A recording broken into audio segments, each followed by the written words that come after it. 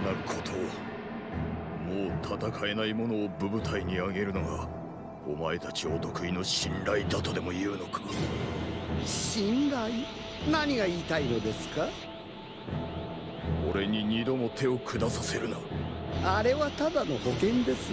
スーパードラゴンボールは私がいただきますので、あなたが手を下す心配などなさらずとも結構。今のあなたからは以前のような絶対的な強さを感じませんよ。あなたは再び敗北を味わうことになるでしょう。この私にね。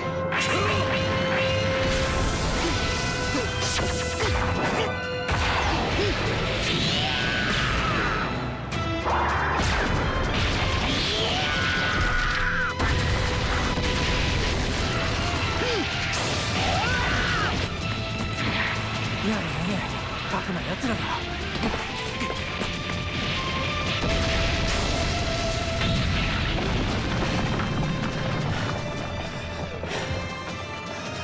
おや、お得意のポーカーフェイスはどうしたんです？黙れ。一度砕かれた強さとは実に脆いものですね。あなたの心の悲鳴が聞こえてくるようですよ。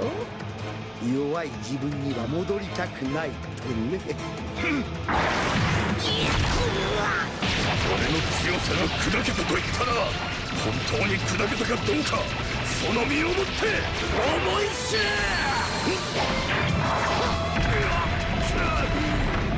熱くなりすぎですよ。今度は軽い怪我じゃ済まないぞ。二度は食らわん。お互いにな。余計なことを。